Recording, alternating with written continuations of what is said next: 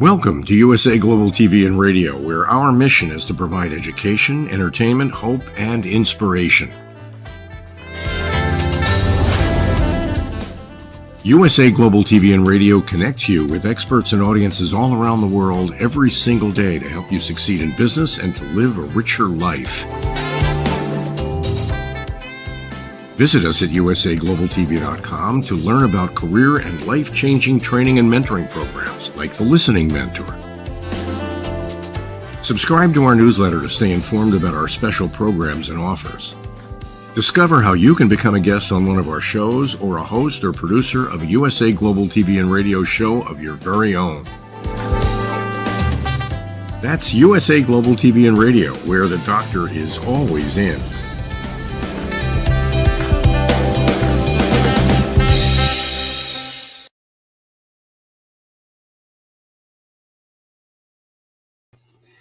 Howdy, all y'all. This is red.olaughlin, and we're on the USA Global TV and Radio Network and on the E360 TV network. And this is a Talking Head show. So good morning, good afternoon, good evening, because we do have truly a worldwide audience. And if you're missing a show live, you can always find it on YouTube on the archives of the USA Global TV. We started out a while back. Let me get my slide set up here for today. Okay. Boom, boom, boom. There we go. Disclaimer, I'm not a doctor, never been in the pharmaceutical industry. I'm a researcher. I research the human body at the cellular level, chemically speaking. I look for cause and effect relationship. This chemical molecule bumps into this one, something happens. Well, can you slow it down? Can you speed it up? Can I stop it completely? I look for what happens in that chain of events. And as you go from one particular chemical to the next, to the next, to the next, there's a progression. And you look at disease, the disease progresses in a certain way.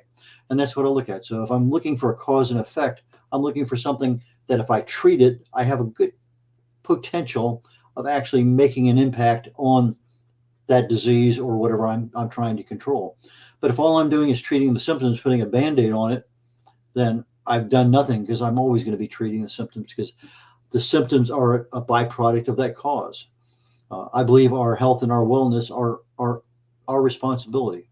It's not our parents, it's not the doctor, it's not someone else. Now, obviously, if you're a toddler, the parents are responsible. If you're a child, the parents are responsible. But there's a certain level in there that we have our own responsibility. And as we start getting into those teenage years and on, all sorts of things become distractions from our true health and wellness. As always, this presentation is primarily for education, awareness, education, so you can make a better decision down the road.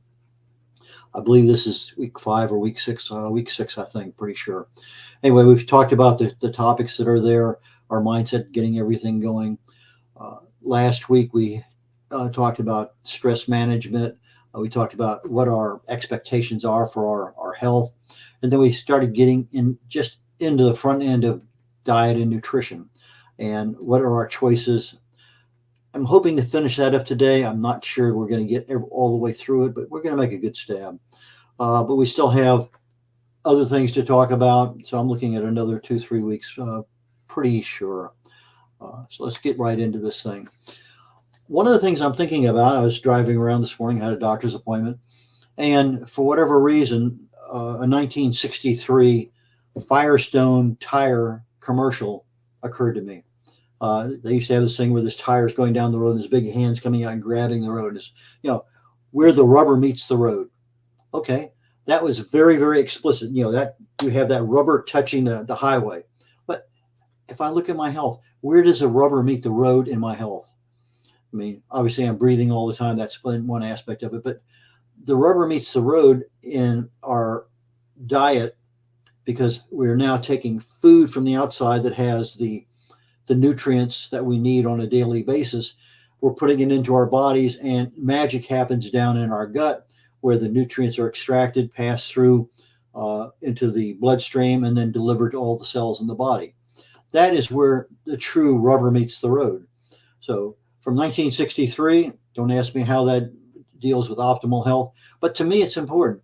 If I have one area that I'm looking at for optimal health that I really and truly need to control, it's not going to be stress. It's not going to be exercise. It's not going to be toxins. It's not going to be sleep. Yeah, they're all important. They're all very important. But the real true important aspect of that particular where the rubber meets the road in our health is in our gut. And that's dependent on the diet choices that we make. And as I'm looking at commercials, one of the other ones I love, and I refer to it fairly often, I've written about it more than a couple times, is the Fram oil filter commercial. Pay me now or pay me later. Talking about if you don't take care of your car, the oil doesn't get changed. You're in there for higher bills. You take care of the oil, boom. We had I want to say it's a Dodge or Chevrolet, it doesn't matter. It's a pickup truck. And the guy was driving at 800 miles a day in Georgia, postal contractor. And within a few years, he put 1 million miles on the car. Same engine. He basically sold the car, got a new one. The people who bought the car took the engine apart and said the engine inside was immaculate. He had changed the oil every 3,000 miles or whatever the recommended was. But if we're taking care of ourselves the same way, pay me now or pay me later. I'd much rather pay later and have good health all my life. Okay, I'm 92 years of age, I start having a problem, as opposed to being 42 years of age and I have so many restrictions on my life. But when I'm looking at my diet, we have a lot of things that we can think about before we even enter the choice of buying something right now off the shelf, fixing it on the stove, picking it up at the restaurant, eating it. So what are our true expectations? And the expectations are important because expectation is a word that connects with our subconscious mind. My wants and my needs connect to my conscious mind, which really has no control over whatever I want to do. But if I expect to be eating nutrient-rich foods, those are my fruits and my vegetables, my healthy fats, my healthy proteins. I'm looking at portion control. I've told this to many, many people. If you want to control your portion, just change to a salad plate. Don't go back for seconds. I'm used to eating yes, you're used to eating a big meal, but control the portions. Now you're cutting back on the size of the calories. You're cutting back on a lot of things. Your body doesn't need everything that's on that plate, which is evident from a lot of problems with weight and fat. But from a perspective of overeating, portion control is one of those aspects of being able to control that overeating. Now, why do we overeat? There's many causes.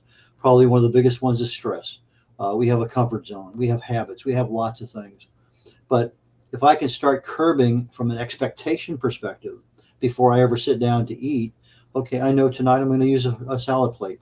I can take those other dinner plates, set them aside where they're harder to get to, and I just take my salad plate out, and I've been doing this for years and years and years, and it's a fairly easy thing to do. It's rare when I put a regular sized plate on the table, usually when we have guests over for Christmas or something, but most of the time we just eat off a regular sized salad plate. So what are my causes for overeating? Again, that's individual. You're going to have to say, I had so much. Was it really because the food tasted so good? Well, maybe. Was it the environment that I was in? It just, everything was half price. I could buy anything I wanted. And look, there are many reasons we overeat. I had to be really careful when I go to all you can eat kind of place, because yes, I will definitely overeat. But regardless, look at what is the cause of your overeating. Fiber is one of those things we don't usually think about very often. We have, you have your water soluble and your insoluble fiber, and they both aid in digestion. They help manage our appetite a little bit. So fiber is a major portion of our meal. Now, I was on Atkins diet there for a long time, and I found out that because of my diet choices, I had to have excess fiber every single time I ate. And it just became a habit. Now every day I go out, if I'm eating somewhere, I have fiber in the car. We get back to the car. Okay, my wife gets the fiber pills out. I take mine. If I'm here at the house, as soon as I get done with my meal, I have my fiber. So I have the fiber from the fruits and vegetables that I eat, but I also have the additional fiber that I can control based on what did I actually eat. If it's a lot of protein and not very much roughage, so to speak, yeah, I need the fiber. Hydration. Something a lot of us don't think about for whatever reason. Filtered water, is is preferred. If you're using tap water, yeah, they may be able to control a little bit of the mercury and other chemicals out there.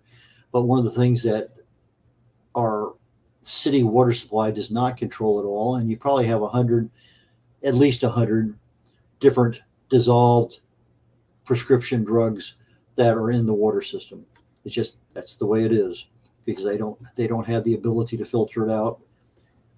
But it's one of those things your body is getting. So yeah, be careful with the ice cubes you get, uh, with any kind of non-filtered water. Okay. I want to limit, from an expectation perspective, the processed foods I'm eating. These are the things in jars and cans and packages. If I'm not buying it and it's a piece of meat that's been very little processed, I'm buying a chicken leg or uh, a side of whatever it may happen to be. How much processing has gone into that food? 1976 is the year that scientists believe obesity epidemic started in the United States. It started from ultra processed foods. All of a sudden, uh, the manufacturers of food found that, hey, I can add this and this and it tastes better. It lasts longer. It's preserved better. It looks better. The colors are brighter. All of a sudden, we started getting ultra processed foods. And around 1976, wherever those foods happened to go, if I were in India, that processed food didn't get over there in 76. It was a little bit later. But if you take people who are living in India, come to the United States in that time frame, then the obesity epidemic is with them. And so one of the ways of looking at what am I eating is look at the glycemic index. It's basically a numeric way of saying how much does my blood sugar rise 2 hours after I eat something. And it's based on one piece of white bread as a value of 100. Okay, 100. Everything else is based on that, and they measure how much this blood sugar is rises over a period of time. So if I'm looking at bread and I'm saying, okay, that's a carbohydrate, that's a wheat or some kind of grain. But if I just look at sugar and I take a teaspoon of sugar, the glycemic index of sugar is much less than it is for bread. It's still high. I want something well below 40 or 50 on the glycemic index. The lower, the better. But we have some different ways of identifying sugar in a particular product. And so when you look at the label, there may be 4 or 5 things in there that are sugar, but they all have different names. And that becomes a problem. Yeah, I may only have so many grams of this, but because it's a sugar alcohol, it's not measured into the same category as the other parts. But the highest one that I found is maltodextrin, which is a sugar. It has a value of 100. I thought it was 165. 185 is what it says there, but maybe that's my typo error. I thought it was 165. But anyway, the glycemic index, if you're not familiar with it, great help in being able to set some level of expectation. But if a lot of your foods are, you open the cereal box in the morning, you pour the milk in, everything that comes out of a container has some level of processing. You want to try to minimize that as best you can. Okay. If I'm looking at an expectation of what can I plan, I have certain things. The first thing I do when I go into a store is I'm in the fruits and vegetable area. That is where I do most of my shopping, most of my time. What do I have? And I look at everything. I try to buy organic as best I can. And then from there, I kind of wander down past the dairy into the meat section. All those other aisles in the center of the store, almost never go down them. Occasionally, yeah, I've got to go down there to get something because we ran out of whatever. But most of the time, I'm going around the outside edge of the store. I got my fruits and vegetables over here. I got my refrigerated dairy and whatever back there. I got my meat section over in that part of the store. And I can come right back and never even touch the center of the store. So, but if I'm planning for meals, okay, what's the event? What am I doing? Other people joining me. So from an expectation perspective, I should be able to plan some healthy meals. How many? Well, how healthy do you want to be? A lot of times we're stuck with what we call snack planning, and we just go to the machine. It's an ad hoc choice. I don't have a choice because I don't have something there that I brought with me. Well, sometimes you get hungry and you just go to the snack machine, or if there's a cafeteria or whatever where you happen to be, boom, you load up on stuff. But let's say it's 8 or 9 o'clock at night, and all of a sudden you're hungry. Uh, what are you going to go get? This is a time today before you get to tonight. Okay, if I'm going to have a snack, what it's going to be? Well, maybe I'm just going to have cheese and turkey and no bread, whatever. There are certain things you can do. Maybe I just need a celery stick. Maybe I need something else. But so, am I hungry or am I dehydrated? Many times I'm dehydrated. Drink the water, come back 10, 15 minutes later. Am I still hungry? Maybe. Okay. Am I hungry or is it a habit? Okay. If I wake up in the morning and I expect to eat breakfast because I've been doing it for the last 10, 20, 30, 40 years, it's a habit. The Western culture says breakfast is the most important meal of the day. Eastern culture says, I don't care whether you have breakfast or not. It's not that important. I find that it's actually very easy. I don't eat generally until around 3 or 4 o'clock in the afternoon. I bypass breakfast. I have my iced tea, unsweet, and water, and that's about it. At some point in time later in the day, I'll have something to eat. But our hunger, we get these little hunger pains in our stomach, and they're real. It's a hormone called ghrelin. And that ghrelin says when my stomach has been empty for a while, it's going to knock on my brain's door and say, hey, give me some food. And then once you start getting some food, then leptin takes over and boom. Now I say, oh, well, you got enough. But part of the problem is we don't realize we have enough. And so some people say, well, maybe I need an appetite suppressant. And there are many of those supplements out there in the market. Avoid them if you can. Some people may have a very hard time trying to crack that ghrelin hormone or the habit or the hydration. But if you can avoid the appetite suppressants, fine. Proteins are great appetite suppressants. There's a number of others. An expectation can be mindful eating. When I'm eating, what am I feeling? Because those feelings when I'm eating are communication between my brain and my gut. So that communication goes back and forth. When I have good food down here, I get to a certain level, and actually there is a chemical reaction communication line that goes straight from our gut to our brain that says, okay, I'm sated. I have had enough.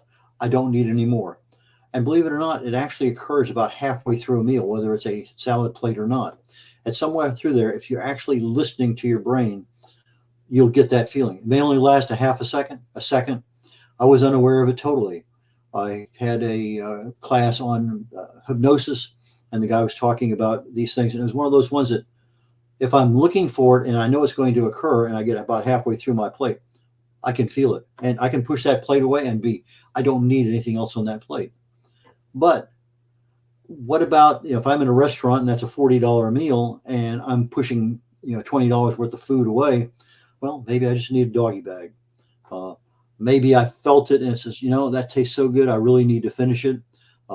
There's many reasons why we keep eating. One of the biggest ones, we're just unaware of the fact that we have enough food.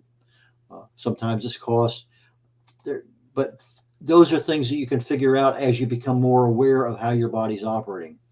When we start looking at reducing our sugar, cravings are really big. That craving you have for a lot of different things, especially sweets, is something that can be controlled. Your proteins, your diet, fats, your healthy fats, those things are very good at removing the craving.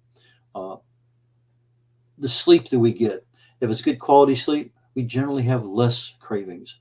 So if I can remove the temptations, and I'm thinking in advance, I'm expecting this in my diet. Okay, maybe I have a sweet craving. Okay, I'll get a half a dozen raspberries and half a dozen blueberries, and that's my sweet cravings. And there's enough sweetness in there. Berries are a great option. Dark chocolate is another great option. And the scientists have found that many times, and this is with most people, we're deficient in magnesium. And when you're deficient in magnesium, the cravings for sweetness occur. So maybe you need to supplement more on magnesium. A lot of different things there. Stress causes our cravings for sweets. Are you stressed? Yes, everybody's stressed. It's not what happens to us. It's what we reach out and grab a hold of and don't let go. When I go on a 72-hour fast, it doesn't matter what's going on out there. I can smell some of the best Chinese food out there, some of the best burgers. It just blows right by me. If I'm not on my 72-hour fast, boy, that smells great. We act differently. We have a mindset that we can actually turn around when things are there. If my stress is causing me a problem, is it because of my boss and I'm bringing it home with me? Is it the traffic and I don't leave it at the car door when I get out of it? Is it a spouse? Is it kids? Is it finances? There are many, many causes of stress. But at some point in time, we got to let it go. Just let it go. Because if I allow that stress to build up, I have 4 times more fat storage cells around my gut, my belly, than I do anywhere else in my body. And therefore, stress to store fat. That is one of the stresses primary. You have cortisol, and that's one of its primary functions is to store fat. So if I'm allowing my sweet cravings to control what I eat because I don't address that expectation in advance, then that's what's going to happen. But sugar is so addictive. It really and truly is. Some people try to get off of it. They get serious headaches. They got shivers. They got all sorts of things. So maybe it's one of those things that you don't go cold turkey, but you really cut back a lot and you find out what you can substitute. Balanced nutrition really does. I mean, our bodies need around 32, minimum 32 nutrients on a daily basis. We are balanced. Generally speaking, we don't have cravings. But if I'm deficient in B12, vitamin D, magnesium, and many others, we find out that our cravings go up because of that vitamin or mineral or nutrient imbalance. Continuing on our expectations.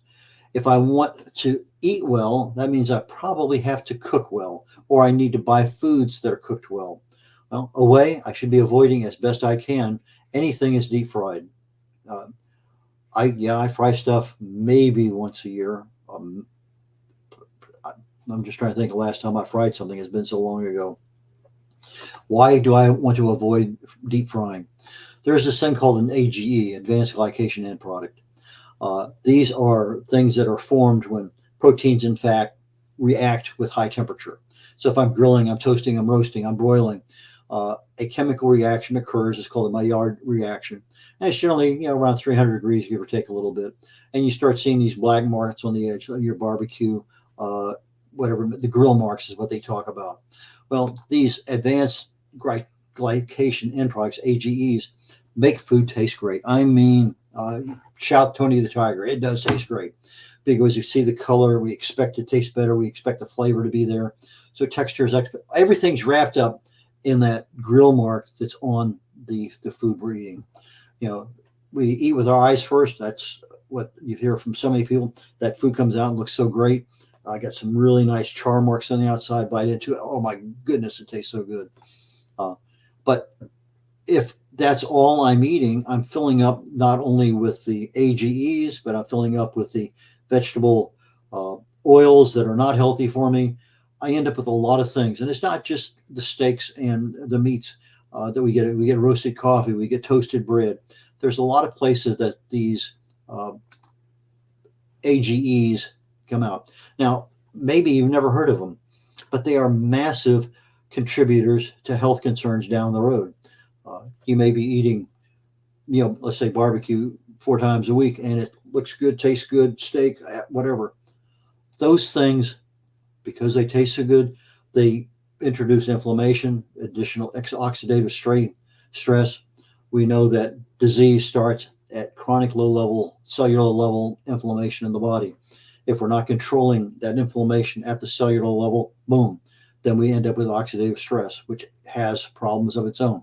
Left untreated, now we start having a lot of problems. Dementia, heart disease, renal failure, obesity, cancer. Many, many, many things from a disease perspective come from chronic low-level inflammation, and AGEs is a major supplier of that level of inflammation. So I look at what degree of glycation is there. Do I have burnt marks all over everything? Is my toast completely burnt? Do I need to scrape it off? How much did I have? How often am I having it? What do I really prefer? Well, steaming takes a little bit longer, maybe a little bit more involved than grilling, but baking, boiling, poaching, stewing, sauteing, choose a good healthy oil. if you're doing some kind of sauteing or whatever. But those are much more healthier ways of eating. Let's see here. I think I'm going to leave it. I can slow cook, sous vide, pressure cooking. Those are all good. Steaming, probably one of the healthiest. Deep frying is one of the worst. There's advantages and disadvantages to the various cooking ones, but one of the biggest ones is the cooking oils. I cook with butter and with olive oil and with coconut oil. I avoid vegetable oils as best I can, but coconut, butter, ghee, they're all good. There's goods and bads both associated with air fryers, and that's something that if you're an air fryer user, you probably need to do some research on your own. And I'm going to leave it right there with the air fryer. So the next time we come back in, we'll talk about proteins. And with that, let me go on down here to toward the end. Back up one. On the USA Global TV and Radio archives on YouTube, lots of my programs are there. Just look under Talking Heads, Red O'Laughlin. And from today, I think what I'm going to talk about is longevity secrets for healthy aging. There's two primary causes for aging. They're both in the book. What can you do to accelerate your aging? What can you do to slow it down? Longevity secrets for healthy aging. It's on my website. It's in Barnes & Noble on Amazon. And with that, we'll be back next week and continue on our diet on this optimal health for 2024. Take care, y'all. Bye now.